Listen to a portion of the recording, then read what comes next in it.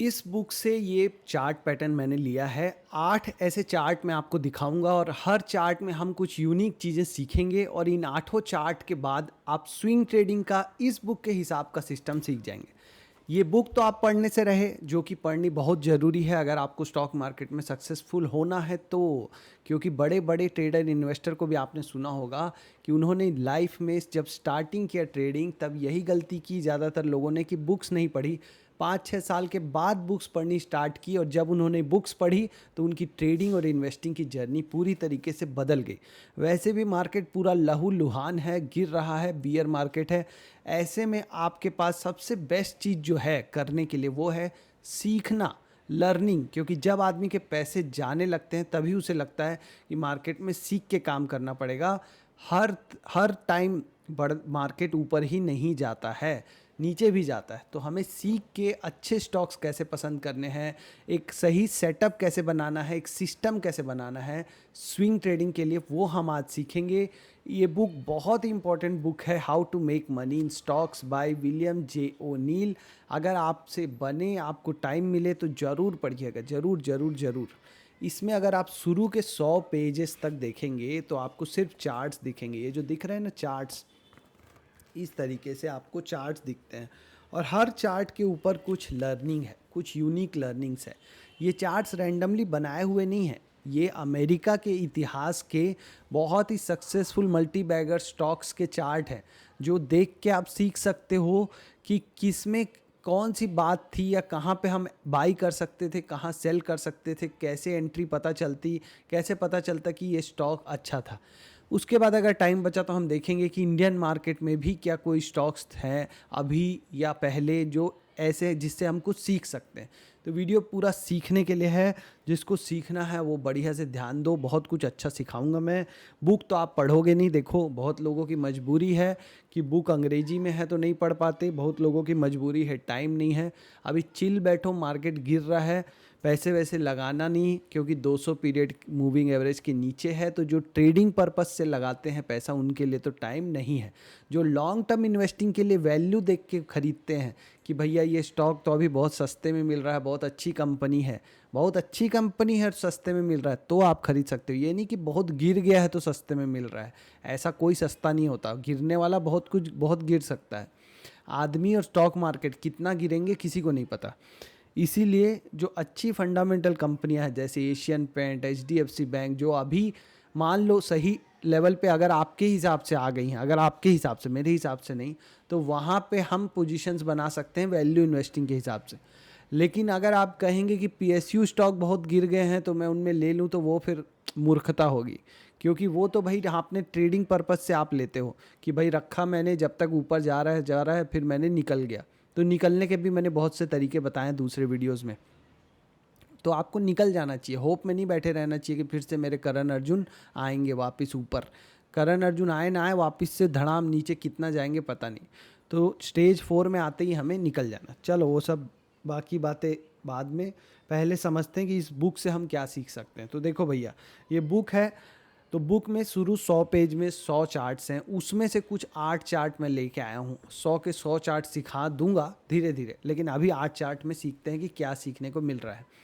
इससे आपको भी समझ में आएगा कि थोड़ा कि बुक से कितनी अच्छी लर्निंग्स मिल सकती हैं। इसीलिए चैनल का नाम है ट्रेड विद बुक्स। सब्सक्राइब करें, शेयर करें और लाइक करें।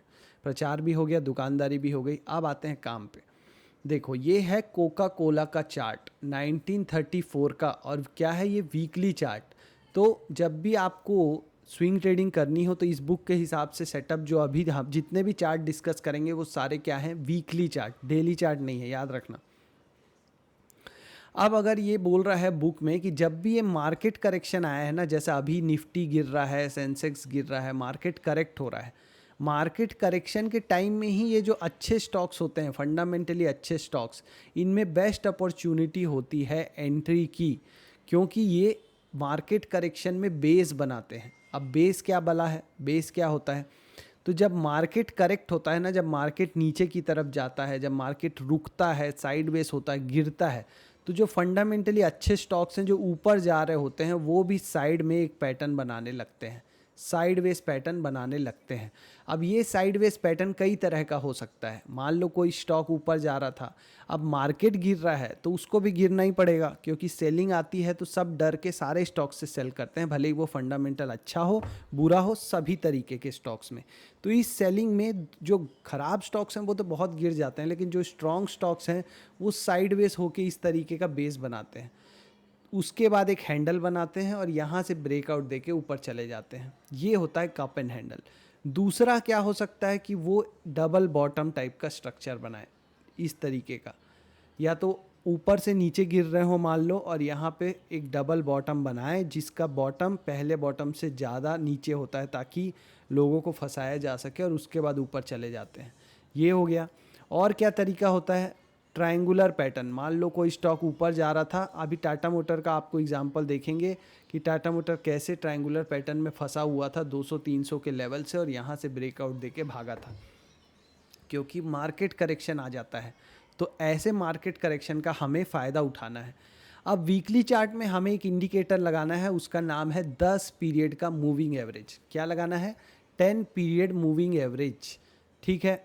अब अगर आपको ऐसा कोई भी बेस मिले, जैसे यहाँ पे ये कप एंड हैंडल है, अब आपको देख के समझ में नहीं आ रहा होगा कि कप एंड हैंडल है, लेकिन इस आगे आगे जो 2-3 चार्ट बनाऊंगा उसमें ऐसी ट्रिक्स हैं जिससे आपको कप एंड हैंडल की ज़रूरत नहीं देखने की। आपको एक सिंपल प्राइस एक्शन बताऊंगा, उससे पता चल जाएगा कौन से स्टॉक स्ट्रांग है। तो पहली चीज़ तो आपको देखनी है कि वॉल्यूम जो पहले आ रहे थे, अब उससे कम आ रहे हैं। वॉल्यूम सूख रहा होना चाहिए, मतलब जब ये कप एंड हैंडल बन रहा हो, यहाँ पे जब ये कप एंड हैंडल बन रहा हो तो जो वॉल्यूम होता है, यहाँ पे जो वॉल्यूम होते हैं ना, वो वॉल्यूम यहाँ पे कम होते हुए होना चाहिए, मतलब ड्राई होते जाना चाहिए, नीचे की तरफ जाना चाहिए। इससे क्या पता चलता है? इससे पता चलता है कि उसमें रिटेल वालों का इंटरेस्ट ख़त्म हो रहा है, क्योंकि स्टॉक साइडवेज है और वहाँ पे बड़ा प्लेयर अक्यूमुलेट कर रहा होता है। तो वॉल्यूम हमेशा ड्राई होना चाहिए, और जब ब्रेकआउट हो तब वॉल्यूम में इंक्रीज़ होना चाहिए। यहाँ से आप देखोगे वॉल्यूम में एक ग्रोथ होना चाहिए, क्योंकि जब उसमें एक बाइंग का सिचुएशन बने तो ज़्यादातर लोगों का इंटरेस्ट होना चाहिए। तो हमें कब बाई करना है?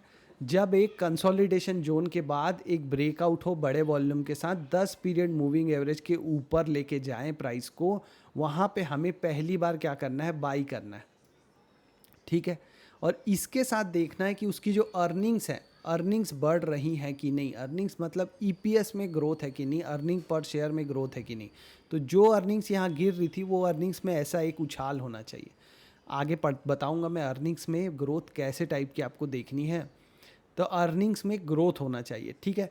अब इतनी बातें अगर आपने देख ली तो नीचे जो ये लाइन दिख रही है ये है रिलेटिव स्ट्रेंथ की लाइन, जो हम बात करते हैं अपने सभी वीडियोस में, रिलेटिव स्ट्रेंथ की लाइन मतलब ओवरऑल मार्केट से। अब यहाँ पे आपका अमेरिका का मार्केट का बात हो रहा है तो डाउ जोन से कंपेयर किया है, हम निफ्टी से कंपेयर करते हैं कि निफ्टी के मुकाबले आपका जो स्टॉक है वो आउट परफॉर्म कर रहा हो। तो ये लाइन देखो अप ट्रेंड में है, ऊपर की तरफ है ना, मतलब कि ये रिलेटिव स्ट्रेंथ की लाइन ऊपर की तरफ जानी चाहिए। अब वीकली चार्ट में मैंने क्या बताया था आपको? सिंपल भारत ट्रेडर वाला इंडिकेटर 21 पीरियड के साथ यूज़ करना है, 21 पीरियड के साथ, और अप ट्रेंडिंग होना चाहिए, मतलब ऊपर की तरफ जा रहा हो।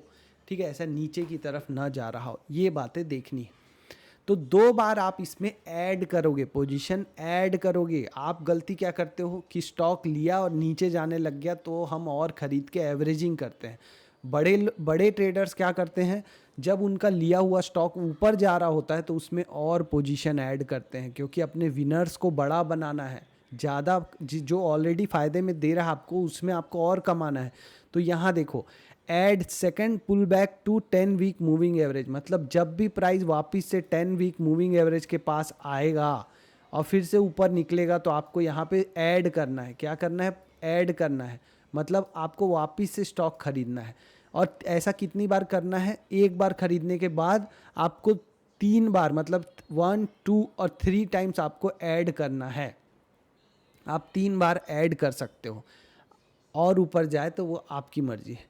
इसके बाद आप देखो स्टॉक बेस बनाते हुए ऊपर जाता है, कभी भी स्टॉक सीधे लाइन में नहीं आता, बेस बनाता है। बेस का मतलब क्या होता है कि ऐसा एक वीकली चार्ट में ऐसा प्राइस एक्शन कि वहाँ पे वॉल्यूम बिल्कुल तरीके से ड्राई हो जाए और कैंडल छोटी छोटी बने, मतलब उन कैंडल्स में प्राइस मूव ही ना करे और फिर एक ब्रेकआउट वो कैंडल आए, ये होता है बेस। अब इसको अगर आपको एग्जांपल में समझना है इंडियन मार्केट के, तो मैं आपको डिक्सन टेक्नोलॉजी का चार्ट दिखाता हूँ। एक डिक्सन टेक्नोलॉजी का चार्ट हम खोलेंगे, जो मैंने अभी देखा है थोड़े टाइम पहले, इसीलिए मैं आपको ये सेम एग्जांपल से समझाऊंगा कि बेस क्या होता है और आपको कैसे पता। ये देखो, ये अप ट्रेंड है, ये प्राइस में एक अप ट्रेंड चल रहा है। अब यहाँ से लेके ये जो पूरा जोन है ना, इसमें आप देखो वीकली चार्ट है ये, ना कि डेली या 5 मिनट का चार्ट। इस पूरे रीजन में आप देखो कैंडल्स छोटी छोटी हो गई हैं, यहाँ पे दिख रहा है आपको। इस पूरे जोन में कैंडल्स छोटी छोटी हैं और वॉल्यूम बिल्कुल ड्राई हो गया है। इसके बाद एक ब्रेकआउट वॉल्यूम आया, बड़ा वॉल्यूम, और यहाँ से प्राइस ऊपर निकल गया। ये था बाइंग जोन, ये था बाइंग जोन 3200 के लेवल पे। अगर आप इसमें 10 पीरियड का मूविंग एवरेज लगा लो, क्या लगाना है, 10 पीरियड का मूविंग एवरेज, तो आपको सिंपल मूविंग एवरेज लगाना है और चेंज करना है सेटिंग में जाके 10। तो आप देखो कि ये 10 पीरियड के ऊपर जहाँ पे निकला, जब ये कंसोलिडेशन जोन के बाद, तो यहाँ से स्टॉक में एक बड़ा मोमेंट आया। इवन अगर आप इस हाई के ब्रेक के बाद भी लिए होते, अगर यहाँ पे या यहाँ पे भी लिए होते 6700 पे भी, तो ये स्टॉक काफ़ी रैली कर चुका है। ठीक है, तो यही इसका पैटर्न है पूरा। और आपको जो बेस की बात बता रहा हूँ, वो सारे बेसिस ये हैं। ये देखो, ये जो बेस है, ये यहाँ पे आप देख रहे हो कि स्टॉक जैसे ही इस रेंज में आया, 1 2 3 4 5 हफ्ते तक बिल्कुल साइडवेज हो गया। इस जोन को आप देखिए, 5 हफ्ते तक साइडवेज होके ब्रेकआउट दिया, इसको बोलते हैं बेस। और इस रीजन में वॉल्यूम नहीं आता है, और उसके बाद जब ब्रेकआउट होता है तो वॉल्यूम आता है। ठीक है, यही चीज़ को बुक समझा रही है। तो पहला ही चार्ट पढ़ते पढ़ते हमारा तो बहुत टाइम चला गया है, फिर भी कोई बात नहीं, हम कंटिन्यू करते हैं। नेक्स्ट चार्ट में हमें क्या सीखने को मिलता है। इस चार्ट में आपको देखने को जो मैंने मार्क करके रखा हुआ है, वो मैं आपको बताता हूँ कि सेकेंड क्वार्टर में अर्निंग में एक्सेलरेशन हुआ। मतलब ये जो स्टॉक है हनीवेल रेगुलेटर, इसमें ये जो अर्निंग में जो बहुत बड़ा जंप आया ना, अर्निंग में जो ये बड़ा ग्रोथ आया, उसके कारण स्टॉक रॉकेट हो गया। और यहाँ पे भी आप देखो, ये कप एंड हैंडल बना हुआ है। ये मतलब प्राइस एक नीचे जाने की कोशिश करता है, फिर साइडवेज होके एक ब्रेकआउट देता है, और वहाँ पे जब ब्रेकआउट होगा तो बड़ा वॉल्यूम इंक्रीज होता है। यहाँ पे भी एक और चीज़ यहाँ पे क्या देखना है कि 10 वीक मूविंग एवरेज लाइन के पास प्राइस आता है, और वहाँ से फिर से वॉल्यूम में इंक्रीज होना चालू होता है। ठीक है, तो अर्निंग में इंक्रीज होना चाहिए। इस चार्ट से हम ये सीख रहे हैं कि अर्निंग में इंक्रीज होना चाहिए, और रिलेटिव स्ट्रेंथ की लाइन अप ट्रेंड में होनी चाहिए। जो मैं बार बार बताता हूँ, वो मैंने कहीं अपने पापा दादा से नहीं सीखा है, बुक से ही सीखा है। ये 100 साल से यही सब चला आ रहा है। ये 1933 का चार्ट है। अगर कोई बोले कि मैंने बनाया है या किसी और ने बनाया है, तो सब बेवकूफ़ है, सब क्रेडिट लेना चाह रहे हैं। ये सारा कुछ पहले से लोग यूज़ कर रहे हैं। Relative price strength line versus Dow Jones line, up trending line means stock is outperforming the market index. So ये लाइन हमेशा काम करती है। ठीक है, नेक्स्ट चार्ट में चलते हैं, हमें क्या सीखने को मिलता है। इस चार्ट में आपको जो प्राइस लर्निंग मैंने बहुत सारे वीडियोस में दी है, वो यहीं पे से मैंने सीखा है। क्या सीखा है कि मार्केट जब करेक्ट हो रहा हो, S&P 500 अमेरिका का इंडेक्स है, वो नया लो बना रहा है। इस पूरे ये 3 स्टार देने का मतलब ये है कि मैं बहुत खुश हो गया था, इसको लर्निंग को पढ़ के मैं बहुत खुश हो गया था, 3 स्टार दे दिया था। लेकिन 3 स्टार मतलब इसको ध्यान से पढ़ो कि जब S&P 500 एक नया लो बना रहा है, ये जो पॉइंट बी है ये ए के मुकाबले नीचे है। देखो यहाँ पे ये जो ग्राफ है, ये आपका निफ्टी का ग्राफ है, समझ लो। निफ्टी नया लो बना रहा है, जैसे आज निफ्टी ने नया लो बनाया है, ये नया लो बना दिया आज, तो निफ्टी भी आज नया लो बनाया है। इसलिए बहुत ज़्यादा इंपॉर्टेंट हो जाता है ये बात। उस समय आपका जो स्टॉक है, स्टॉक का लो ये था, पॉइंट ए पे स्टॉक का लो ये था, लेकिन पॉइंट बी पे जो स्टॉक का लो बना है वो पॉइंट ए से ऊपर है, जबकि इंडेक्स ने नया लो बना दिया है। अब इस लर्निंग को सीखने में आपको जमाने लग जाएंगे, लेकिन एक बार आप सीख गए तो भैया आपका किस्मत चमक गया। बस आपको इतना ही जानना है स्टॉक मार्केट में कि कौन सा स्टॉक है जो आज अपने लो को नहीं ब्रेक किया है, आने वाले टाइम में वही स्टॉक जाएगा ऊपर। ठीक है, इसी को हम अपने इंडियन मार्केट में अभी देखेंगे। तो यहाँ पे देखो बाय आफ्टर पुल बैक, ये तो वही सब सेम कहानी है कि 10 वीक मूविंग एवरेज पे आपको फिर से बाई करना है और वॉल्यूम ऊपर हो जाता है, यहाँ ऐड करना है आपको। क्लाइमेक्स टॉप क्या होता है, एक नई चीज़ आपको यहाँ इस चार्ट में सीखने के लिए मिलेगी, सेल कहाँ करना है। सेल करने का मैंने एक रूल बताया था, उसमें बहुत सारे होशियार लोग बोल रहे थे कि ये कैसा रूल है। ये देखो, ये सारे हाईस को मिला के एक लाइन खींच ली है। हाईस को, जो स्विंग हाई होता है ना, ये जो मान लो स्विंग हाई है, स्विंग हाई को मिला के एक लाइन खींच लो। अब ये लाइन यहाँ टूट गई ना, तो मतलब यहाँ सेल करना है, इसी को बोलते हैं सेल क्लाइमेक्स। यहाँ देखो ये कैंडल इसको ऊपर क्लोज कर दी ना, मतलब कि ये है सेल क्लाइमेक्स, मतलब यहाँ पे आपको सेल कर देना चाहिए, ऐसा ये बुक बताती है। ठीक है, तो आपको ये जो कॉन्सेप्ट है कि नया लो जब निफ्टी बनाया तो आपका कौन से स्टॉक नया लो नहीं बनाया, ये मैं दिखाता हूँ अपने चार्ट पे आज के। तो ये है, अरे क्या हो गया, ये है आपका निफ्टी 50 का चार्ट, वीकली चार्ट। ठीक है, अब निफ्टी 50 ने आपका ये जो 11 नवंबर का जो लो था, इसको होल्ड करके रखा हुआ था, पर ये आज ब्रेक हो गया, आज या कल ये ब्रेक हो गया है। अब ये ब्रेक हो गया है मतलब यहाँ पे नया लो बन गया है। आपको ये बात समझ में आ रही है कि 11 नवंबर का लो ब्रेक हो गया है। अब आपको देखना है कि कौन से स्टॉक हैं जो अभी भी होल्ड करके रखे हुए हैं इस लो को। तो आप जैसे रिलायंस का चार्ट खोलोगे और 11 नवंबर का लो ये है, ये तो बहुत पहले ही लो टूट गया है, ये 11 नवंबर का लो है, ये वाला पॉइंट। अब यहाँ तो बहुत पहले ही काका ने तोड़ दिया था, अभी तो इसके नीचे ही है, मतलब ये वीक है, तो छोड़ दो इसको। अब पकड़ना किसको है, तो जो स्टॉक इससे स्ट्रांग है, जो 11 नवंबर के लो को होल्ड करके रखे हैं। अब ऐसा एक स्टॉक क्या है, HCL टेक्नोलॉजी, जो मेरे पास है, इसलिए ये स्टॉक रिकमेंडेशन नहीं है। कोई भी खरीदेगा तो अपनी मर्जी से खरीदेगा, मैं जस्ट एग्जांपल के लिए बता रहा हूँ, क्योंकि ये स्टॉक मेरे पोर्टफोलियो में है, जो कि मैंने पहले भी बहुत बार डिस्कस किया है अपने चैनल पे। तो ये मान लो ये 11 नवंबर कहाँ है, इसमें दिसंबर, ये यहाँ कहीं पे नवंबर होगा इसका, 18 नवंबर, ये है 11 नवंबर। तो 11 नवंबर का जो लो है वो ये है, मतलब 11 नवंबर को स्टॉक यहाँ था, या तो अपना पिछला लो बोलोगे तो ये है इसका लो। अब ये तो इससे बहुत ऊपर, ये तो ब्रेक नहीं किया। अब यही चीज़ अगर आप बहुत पहले भी किए होते तो आपको पता चलता कि HCL टेक्नोलॉजी स्ट्रांग है। ऐसे ही आपको बहुत से स्टॉक्स मिल जाएंगे जो अपने पिछले लो को ब्रेक नहीं किए होंगे, जब आज निफ्टी ने अपना लो ब्रेक कर दिया। तो ये चीज़ आपको बुक से सीखने को मिलती है। ये बुक मेरे चचा ने लिखी है, उन जो भी कमाई होगी उसका 10% मुझे देंगे, विलियम जे ओ नील। मेरा नाम भी विकास जे ओ नील है एक्चुअली, झूठ बताया था मैंने आपको। मेरा कमीशन है इस बुक में, इसलिए प्रचार कर रहा हूँ कि पढ़ो। ऐसा कुछ नहीं है यार, पढ़ो इस बुक को, आप पढ़ोगे, आपको इंग्लिश नहीं आती मत आए, आप चार्ट्स तो पढ़ सकते हो ना। ये तो कोई भी पेज खोलोगे तो एक चार्ट्स मिलेगा और उसमें ऐसा एक लर्निंग मिलेगा। ये जैसे कोई लर्निंग दिख रहा है आपको, अब ये लर्निंग तो धुंधला हो गया, पर आपका दिमाग की बत्ती जला लो। ये देखो कितना सुंदर लर्निंग है कि जब नया लो बना तो निफ्टी ने जब नया लो बनाया तो कौन से स्टॉक ने नया लो नहीं बनाया। सिंपल ABCDEFG, उसमें से निकला पंडित जी। पंडित जी ने खाया केला, केला खा के मुँह पिचकाया, इतना सिंपल है ये। अब चलते हैं नेक्स्ट चार्ट पे, चौथे चार्ट पे। अब यहाँ तो बहुत सारा कचरा दिख रहा है, कचरा कुछ नहीं है, ये है कप एंड हैंडल, उसके बाद है बाई पॉइंट, 4 हफ्ते का एक टाइट क्लोज, जो अभी मैंने आपको डिक्शन में दिखाया था। 4 हफ्ते तक स्टॉक टाइटली क्लोज हुआ, मतलब छोटे छोटे कैंडल बने, वॉल्यूम बिल्कुल नहीं आया, और उसके बाद एक ब्रेकआउट हुआ बड़े वॉल्यूम पे। यही है पहचान। अगर आप इस बुक को पढ़े होते तो डिक्सन टेक्नोलॉजी में सेम चीज़ देख के आप खरीद नहीं लेते। यहाँ पे ये जो सेम देख रहे हो, ये इतने हफ्ते तक ये टाइट क्लोज हुआ और फिर ब्रेकआउट दिया। तो अगली बार से अगर देखो कि कोई स्टॉक बढ़िया फंडामेंटल स्टॉक जिसकी अर्निंग बढ़ रही है, उसमें ऐसे छोटे छोटे कैंडल बने, जैसे ITC में भी बना था, ये 200 के पास जब था ITC, तो वहाँ पे भी आप जाके देख सकते हो। वहाँ से जब ये ब्रेकआउट हो बड़े वॉल्यूम के साथ तो स्टॉक में एंट्री लेनी है। ठीक है जी। अब आगे चलते हैं। यहाँ देखो, यहाँ क्या सीखने के लिए है कि price closes week below 10 week moving average line on volume increase and above average weekly volume.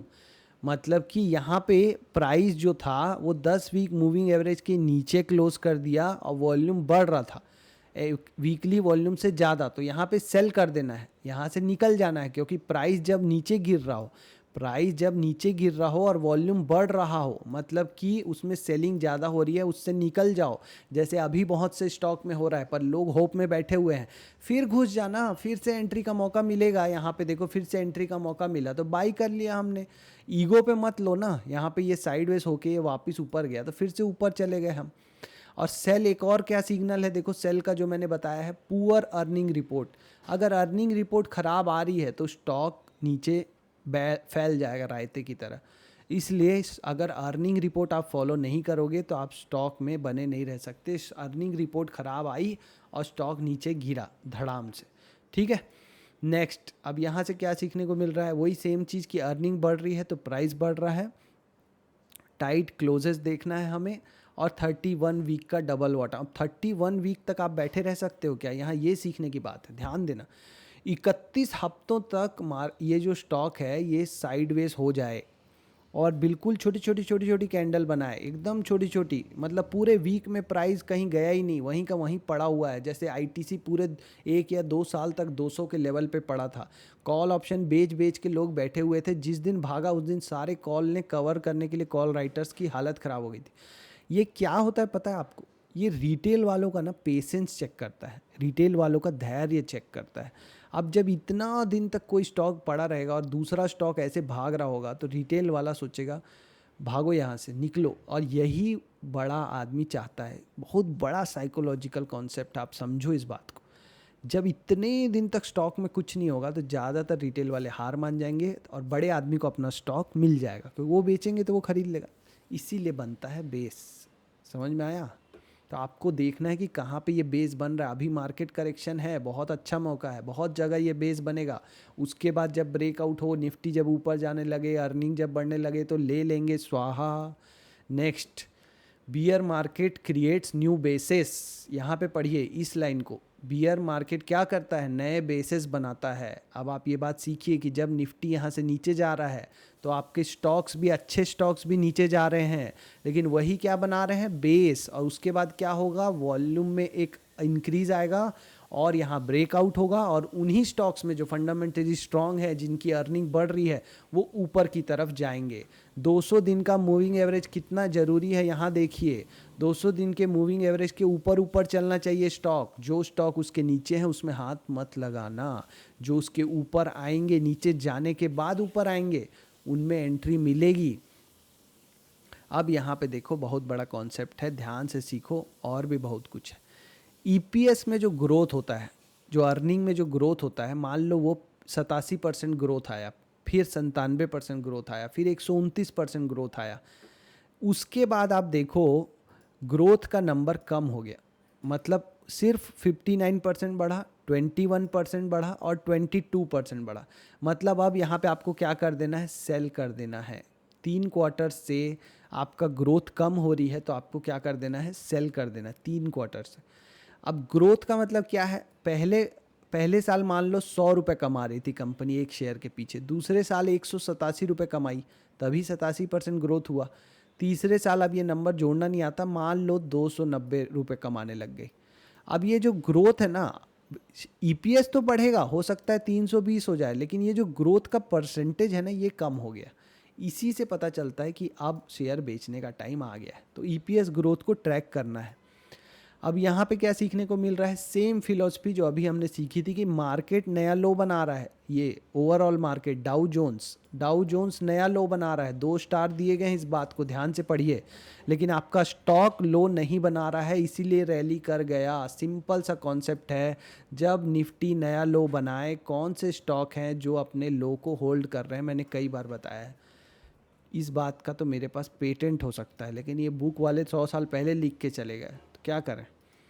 Last but not the least, हमारा दिन का आखिरी चार्ट जो बताता है कि you always want a prior up trend of at least 30% on strong volume to the basis you buy. मतलब अगर आप कोई भी बेस बाई कर रहे हो, मान लो ये कप एंड हैंडल है, अगर आप इसको बाई करना चाहते हैं तो एटलीस्ट इधर 30% का क्या होना चाहिए, एक अप ट्रेंड होना चाहिए। उसके बाद आप इसमें एंट्री बनाइए, वो ज़्यादा अच्छा होता है। दूसरा यहाँ पे क्या लिखा है, note tight closing weeks in handle. जो इसका हैंडल होता है, ये हैंडल होता है, इसमें छोटे छोटे कैंडल होने चाहिए, एकदम बड़ा बड़ा प्राइस एक्शन नहीं होना चाहिए, छोटे छोटे कैंडल्स होने चाहिए। Big accelerating volume on prior up trend, ये जो अप ट्रेंड था इसमें वॉल्यूम बढ़ते हुए आना चाहिए, ठीक है। तो ये है ये पूरा सिस्टम। अब इस बुक में एक और सिस्टम दिया है कैन स्लिम, कैन स्लिम भी बता देता हूँ मैं, CAN, मतलब याद रखने के लिए है ये, कैन स्लिम याद रहेगा ताकि, अब इसका सबका तो शायद मुझे भी नहीं पता होगा लेकिन फिर भी ट्राई करते हैं। कैन स्लिम का मतलब है जो करेंट क्वार्टर का जो अर्निंग ग्रोथ है वो बढ़ते हुए आना चाहिए, करेंट क्वार्टर का। ए का मतलब है कि एनुअल भी अर्निंग ग्रोथ होना चाहिए। एन का मतलब है कोई नया प्रोडक्ट या नया मैनेजर या कुछ तो नया हो रहा होना चाहिए। एस का मतलब है एस का मतलब मुझे याद नहीं। एल का मतलब है वो अपने लीडर होना चाहिए अपने सेक्टर का।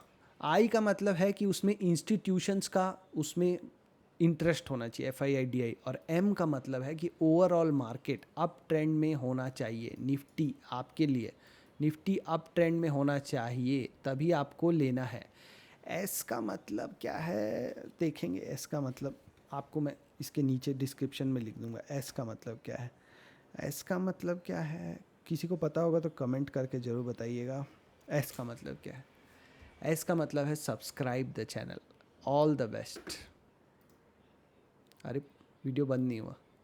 All the best, like and subscribe.